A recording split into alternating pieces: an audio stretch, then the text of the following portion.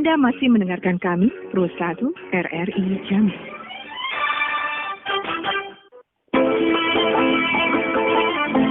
Religi Pagi.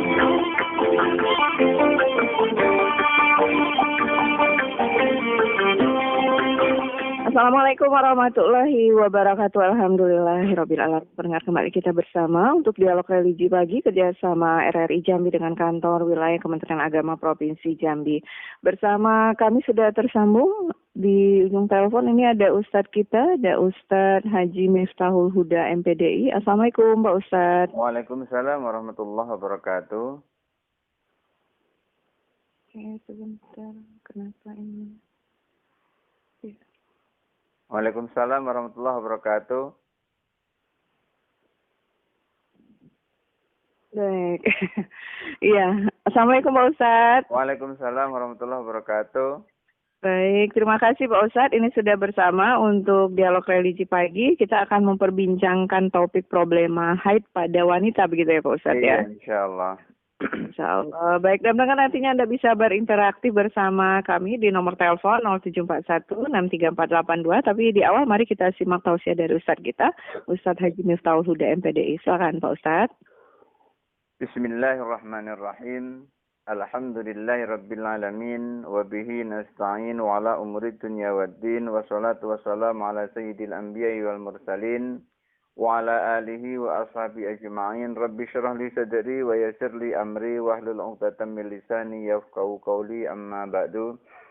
Pendengar RRI Pro 1 yang dirahmati Allah Subhanahu wa taala, salah satu dari masalah kewanitaan adalah masalah haid, di mana haid ini adalah bagian terpenting bagi seorang wanita, karena haid ini merupakan salah satu dari penghalang kenapa wanita tidak boleh melaksanakan ibadah yang diperintahkan oleh Allah Subhanahu wa taala.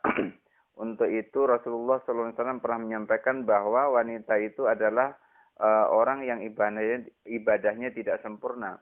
Kenapa ibadahnya tidak sempurna? Karena wanita itu dikaruniai oleh Allah untuk meninggalkan ibadah. Sebab meninggalkan ibadahnya itu adalah dengan adanya haid. Mendengar yang dirahmati Allah Subhanahu wa taala, haid itu merupakan darah yang keluar dari rahim seorang wanita. Kemudian para ulama meneliti tentang haid ini, bagaimana keluarnya haid, kemudian kapan keluarnya haid, kemudian bagaimana warnanya haid. Lalu Rasulullah SAW juga melarang terhadap orang-orang yang telah mengalami haid. Apa saja larangan-larangan bagi orang yang telah mengalami haid? Mendengar yang dirahmati Allah Subhanahu wa taala, Imam Syafi'i radhiyallahu an, Imam Syafi'i rahimahullah itu telah melakukan penelitian bahwa haid itu terjadi pada wanita, itu sekurang-kurangnya wanita itu sudah berusia 9 tahun. Jadi kalau ada darah yang keluar dari wanita yang kurang dari 9 tahun, itu bukan disebut darah haid, tapi beliau menyebutkannya dengan damun fasadun, darah yang rusak. Jadi bukan darah haid.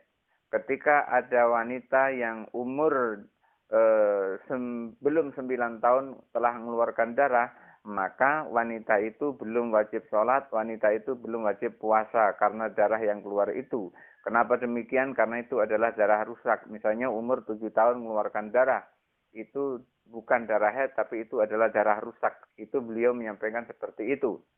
Beliau melakukan penelitian ini, dan dari penelitiannya itu perempuan yang paling cepat mengeluarkan darah itu adalah disebut dengan wanita tihamah, wanita dari daerah tihamah.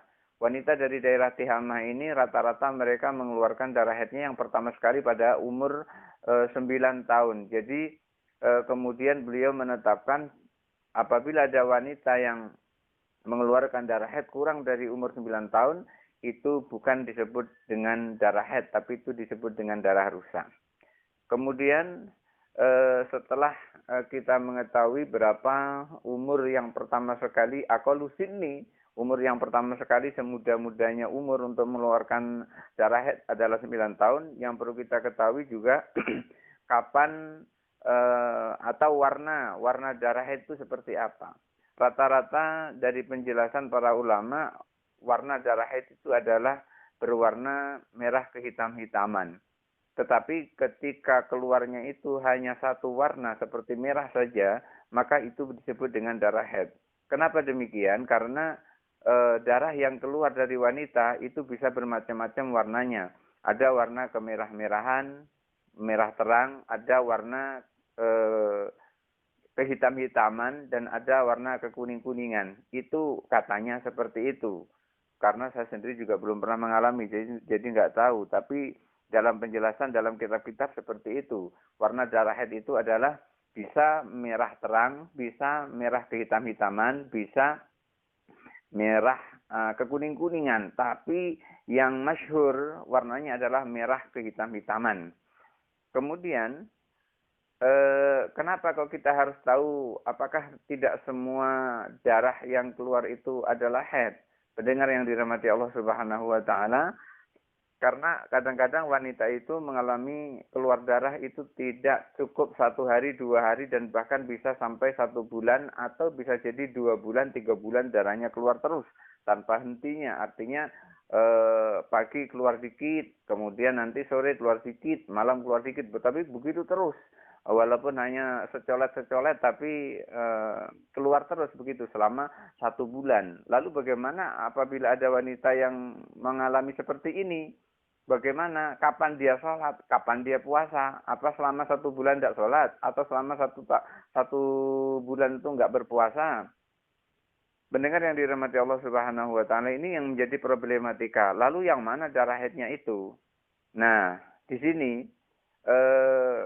untuk menentukan darah haid, beliau menyampaikan, Abu Ishaq Ibrahim bin Ali bin Yusuf As-Sirazi, berdasarkan pendapat-pendapat para ulama di dalam kitab Al-Muhadzab, beliau menyampaikan bahwa apabila ketiga-tiga darah itu keluar, maksudnya ketiga-tiga itu adalah darah yang berwarna kemerah-merahan atau merah terang, darah yang berwarna kehitam-hitaman, dan darah yang berwarna ke coklat, ke kuning-kuningan, maka yang menjadi darah haid apabila terjadi 3 warna itu atau 2 warna lebih, maka yang jadi darah haid adalah yang berwarna kehitam-hitaman, bukan yang kemerah-merahan atau bukan yang kekuning-kuningan. Tapi juga berdasarkan kebiasaannya juga. Maka apabila terjadi keluar darah haid, kemudian darahnya itu keluar terus, warnanya berbeda-beda. Lalu yang kemarin dia mengeluarkan darah itu selama 7 hari. Kemarin mengeluarkan darah selama 7 hari. Kemudian, maksudnya bulan kemarin mengeluarkan darah selama 7 hari. Bulan sebelumnya juga mengeluarkan darah selama 7 hari. Bulan sebelumnya juga mengeluarkan darah selama 7 hari. Setelah itu tidak mengeluarkan darah. Loh, bulan ini mengeluarkan darah sampai 1 bulan. Kemudian yang berwarna hitam selama 7 hari. Maka ketentuannya adalah darah hitam itulah yang selama 7 hari itu yang menjadi darah haidnya. Kenapa demikian? Karena kebiasaan yang kemarin, yang paling dekat, maksudnya dari bulan-bulan yang lalu, bulan yang paling dekat adalah bulan kemarin. Dari bulan kemarin itu mengeluarkan darah haidnya selama 7 hari. Maka bulan ini mengeluarkan darah haidnya juga 7 hari sesuai dengan kondisi atau keluarnya darah. Lalu, kadang-kadang terjadi perbedaan. Kemarin keluar tanggal 1, kok sekarang ini keluarnya mulai tanggal 2. Bisa jadi, kalau jelas seperti itu, mulai tanggal 2 itulah mulai disebut dengan haid.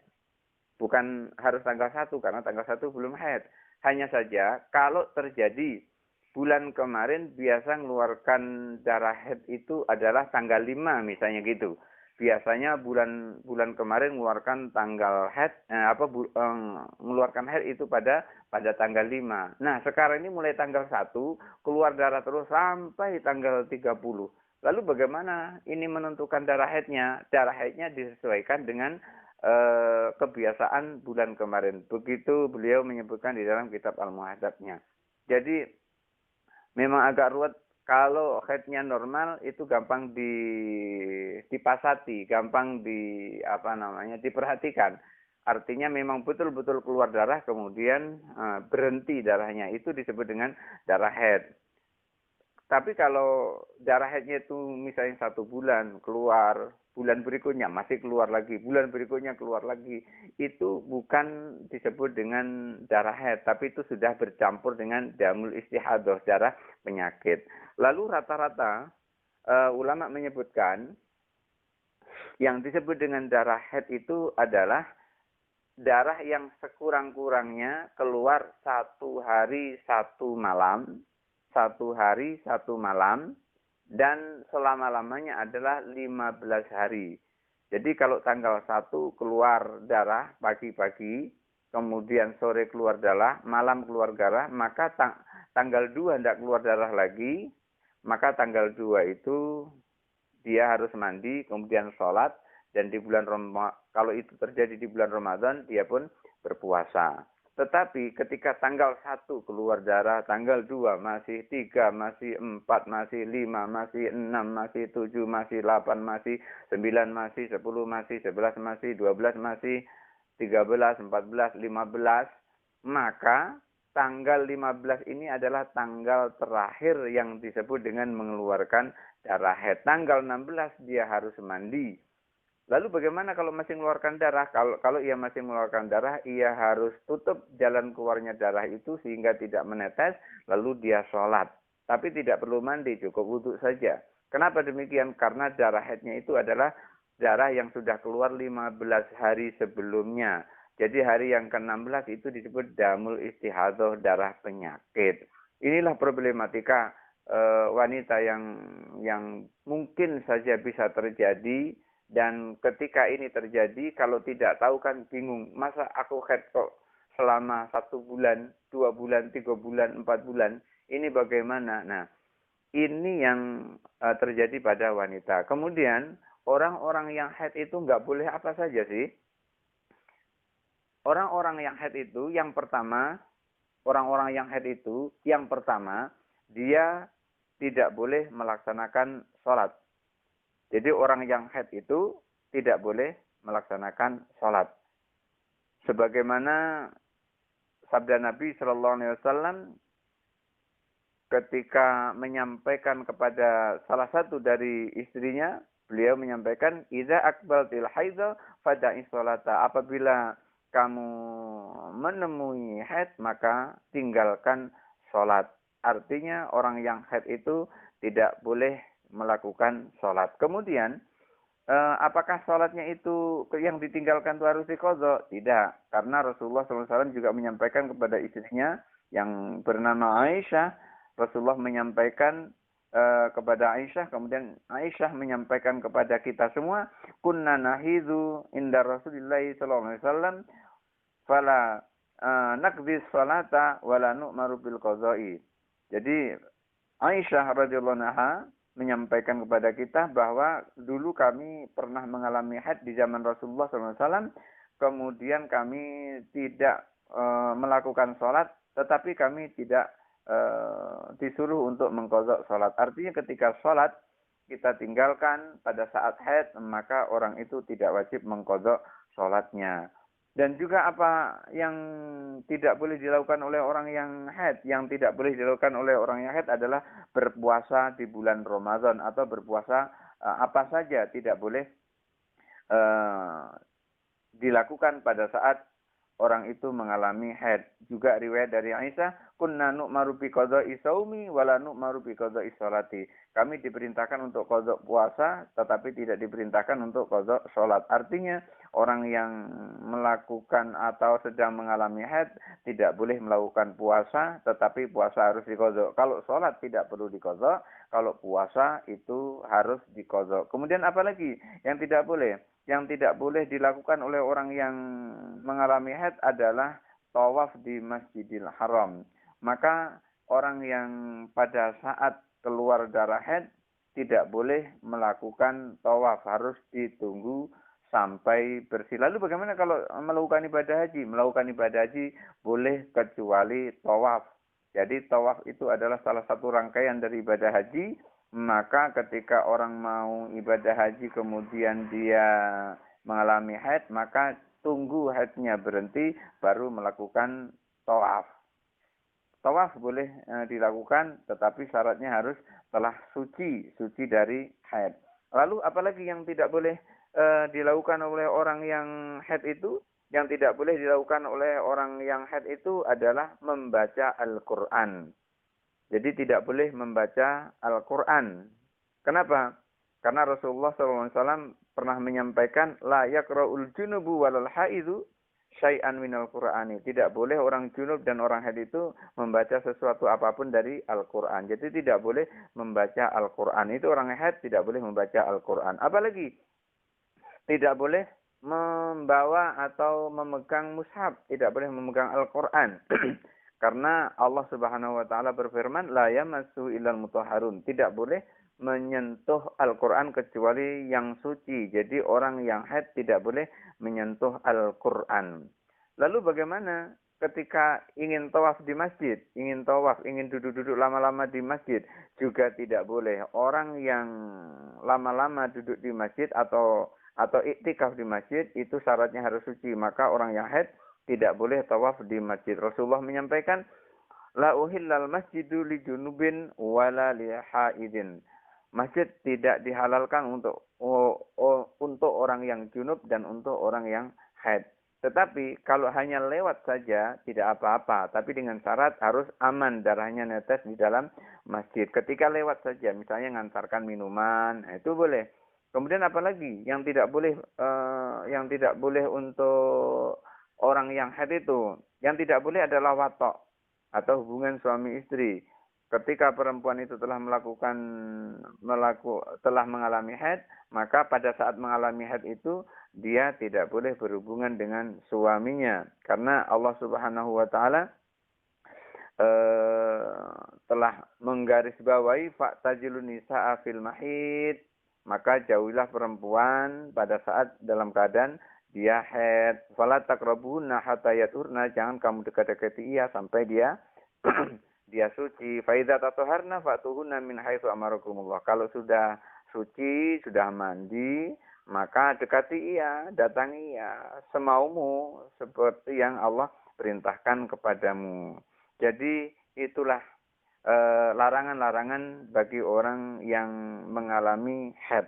Ketika orang-orang yang mengalami haid, maka pada saat itu ibadahnya dikurangi oleh Allah Subhanahu wa taala. Itulah yang disebut dengan oleh Rasulullah bahwasanya wanita itu ibadahnya kurang karena Allah karuniakan dia haid setiap bulannya, dan bahkan ada yang sampai 15 hari, dan maksimal haid itu adalah 15 hari. Mudah-mudahan ada manfaatnya. Kita diskusikan bersama-sama. Saya kembalikan kepada Mbak Suci.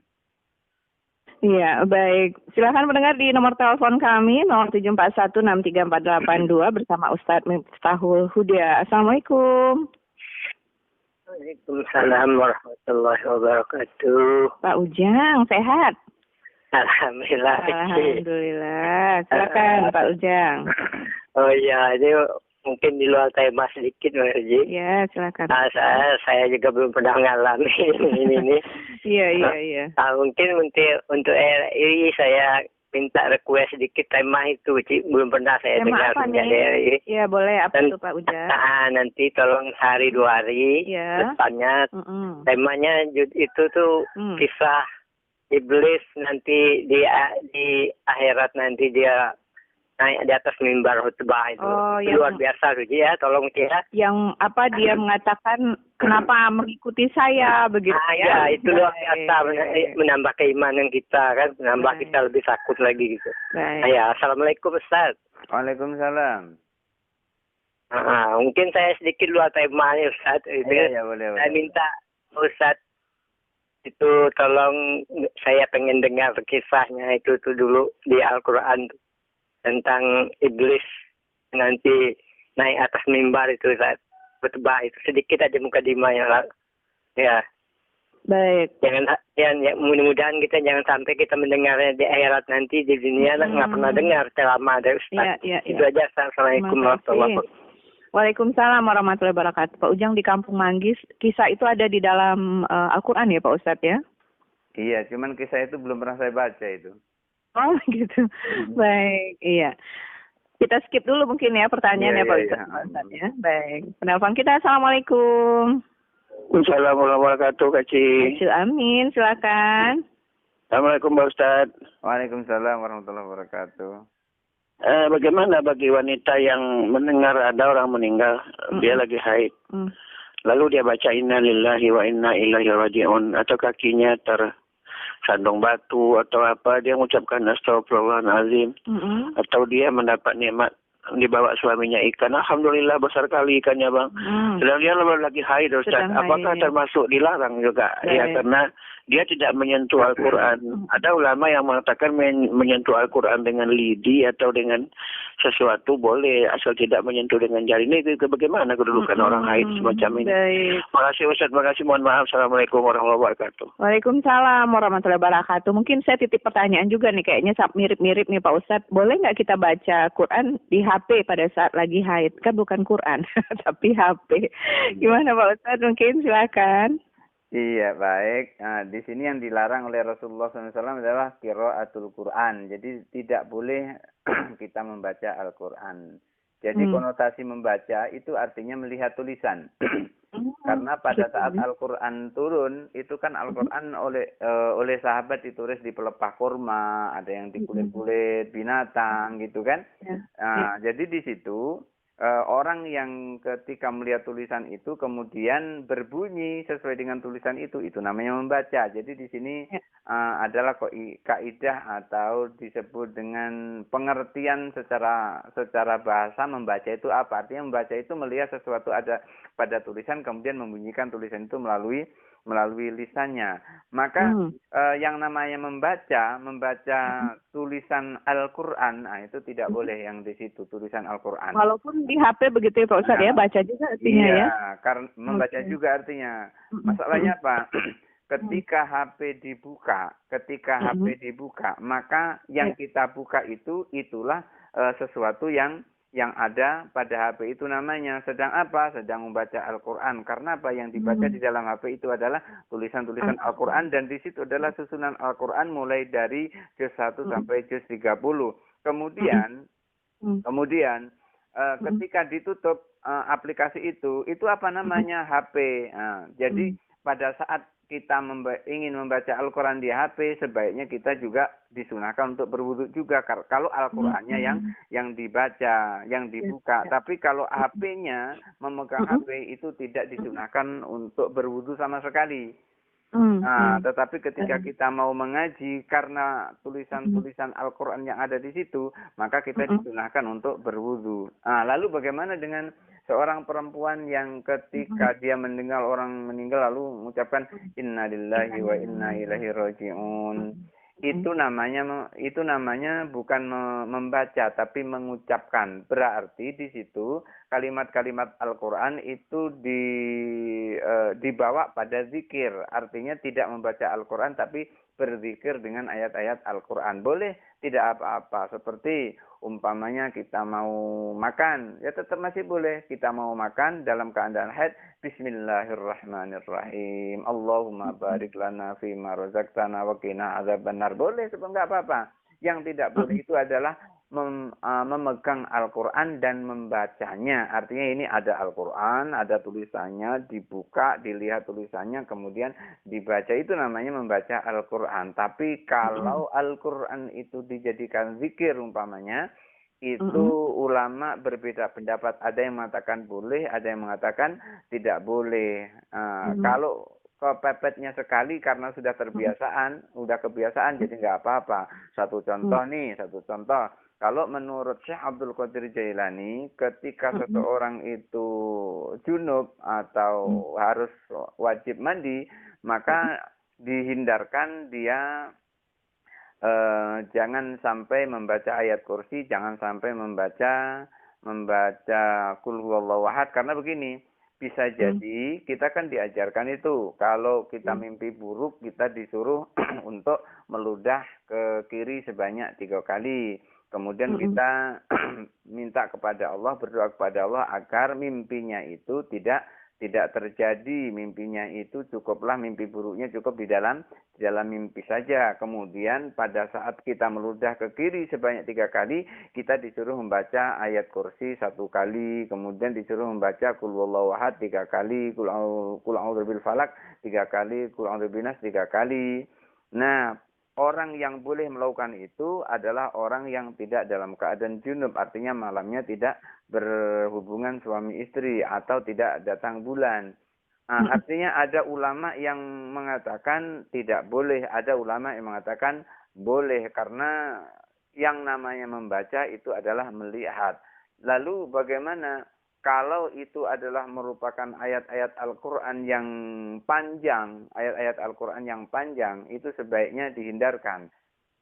Dihindarkan dalam artian ini kalau bisa tidak usah. Tetapi kalau itu merupakan ayat Al-Quran yang dipakai untuk zikir, misalnya itu tadi, udah kebiasaan nih, jalan, kakinya kesandung, langsung inna lillahi wa inna ilaihi raji'un. Enggak apa-apa yang seperti itu.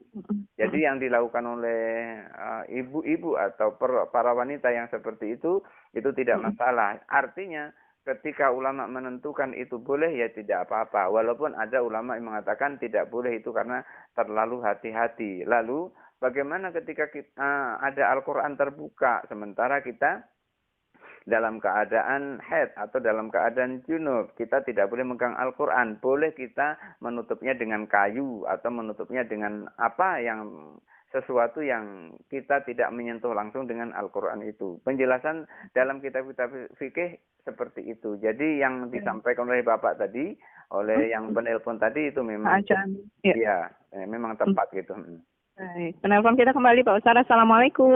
Iya, silakan di 0741634482, 0741634482. Pak Ustaz, yang ditanya oleh Pak Ujang di Kampung Manggis tadi itu Quran surah Ibrahim Pak Ustaz ayat 22 yang iblis itu berpidato pada saat kiamat itu. Jadi orang-orang mencari syafaat kepada Nabi ini. Nabi itu Nabi Isa terakhir, kemudian Nabi Isa bilang minta syafaat ke Nabi Muhammad, tapi Nabi Muhammad juga tidak bisa kasih syafaat karena mereka orang-orang sesat, dan akhirnya mereka meminta syafaat kepada iblis. Kemudian iblis katakan bahwa salahmu sendirilah, begitu intinya. Quran surah Ibrahim ayat 22 Pak Ustadz. Saya coba cari di Mbah Google.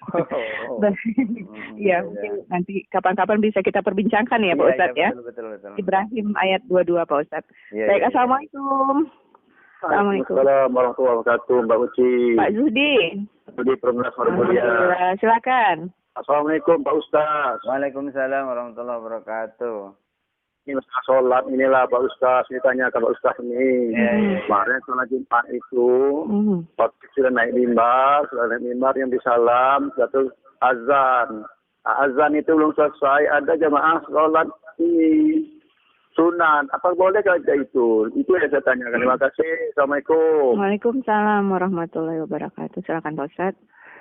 Ketika azan yang kedua kemudian ada orang yang sholat, maka secara fikih tetap boleh hukumnya, tidak apa-apa. Hanya saja disunahkan jangan sholat dulu kalau ada azan. Kalau ada azan jangan sholat, tetapi didengarkan. Itu azan yang ini, azan masuknya waktu sholat. Tapi kalau kita lihat kebiasaan di ini, kalau kita lihat kebiasaan di Masjidil Haram, ketika orang itu azan, maka orang itu masih tetap tawaf. Itu artinya apa? Artinya ketika ada orang azan lalu dia tawaf, itu artinya boleh ketika ada orang azan kita melakukan sholat. Itu masih boleh. Karena kedudukan tawaf itu sama dengan kedudukan sholat sunnah. Lalu bagaimana sebaiknya? Yang sebaiknya ketika ada orang azan kita dengarkan azan dulu. Setelah itu baru kita melakukan sholat. Jadi kalau masalah boleh atau tidak bolehnya itu ada dua pendapat. Yang pertama mengatakan boleh sunnah. Yang kedua mengatakan tidak boleh. Tidak boleh bukan berarti haram tapi hukumnya makruh. Begitu Bapak. Baik, penelpon silakan di 0741634482. Assalamualaikum. Waalaikumsalam, Mbak Uci. Iya, Pak Ujang, silakan. Ya. Assalamualaikum, Ustaz. Pak Ustaz? Waalaikumsalam warahmatullahi wabarakatuh. Masalah apa dari Pak Ustaz ya. Jadi ada ibu-ibu itu kan, dia kan ikut yasinan setiap siang Jumat atau hari Kamis itu kan. Jadi gini, yasin itu kan dia megang yasin enggak Mbak Uci kan. Hafal ya. Ikut baca begitu kan. Enggak enak tetangga enggak pergi gitu kan. Itu macam yang tadi Bapak Ustaz bilang enggak boleh membaca Al-Quran atau menyentuh Quran. Itu dia membaca, dia hafal gitu nurut orang itu kan. Baik. Itu terima kasih Ustaz. Terima kasih. Assalamualaikum. Waalaikumsalam warahmatullahi wabarakatuh. Mungkin saya lengkapi nih pertanyaan Pak Ujang, karena sering juga kita baca Yasin yang dibagi-bagikan itu Pak Ustadz yang Yasin yang udah meninggal itu ya. Boleh nggak kita baca nih Pak Ustadz? Karena itu membaca juga, tapi banyak tulisan Indonesianya juga. Iya, Pak Ustadz bisa digabung ya. Kayaknya ada penelpon kembali nih. Oke, di 0741634482 silakan. Baik. Kayaknya batal Pak Ustadz. Silakan Pak Ustadz. Kalau ada, biasanya ada yasinan itu. Kemudian terus orang yang datang bulan itu nggak enak kalau nggak datang. Akhirnya dia datang. Benar. Maka ketika dia datang, dia sadar kalau dia sedang dalam keadaan haid, maka dia tidak memegang buku Yasin itu, yang Yasin termasuk salah satu dari Al-Quran. Dia sadar itu, lalu dia hafal, lalu dia ucapkan. Dalam hal ini ulama ada dua pendapat. Itu yang pertama, itu tidak boleh. Tetap cukup dengarkan saja. Dengarkan saja.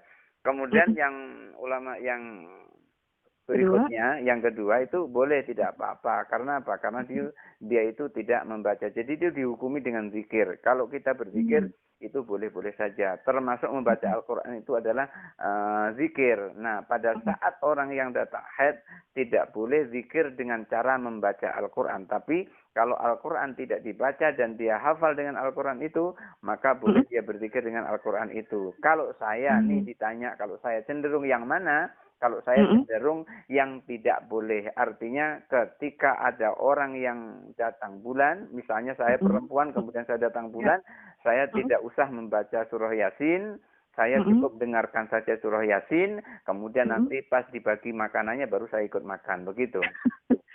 Oh iya, jadi nggak usah begitu Pak Ustadz.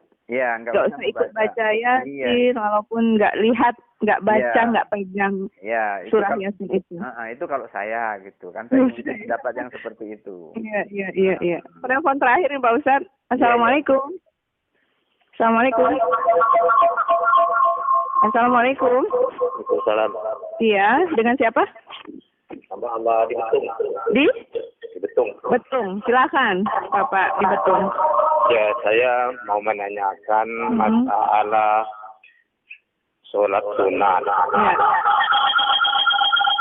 Ini begini. Singkat aja ya Pak, terbatas waktu. Ada waktu khotib membaca khutbah, jadi orang itu datang ke dia, langsung sholat sunnah. Sedangkan kita dengar ini wajib. Ya.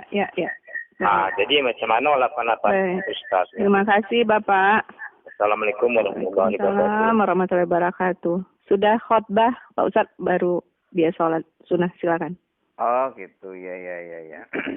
Memang ketika orang khutbah itu dulu pernah terjadi, ada ketika Rasulullah itu sedang berkhutbah, kemudian ada orang datang, lalu langsung Rasulullah perintahkan untuk melakukan sholat.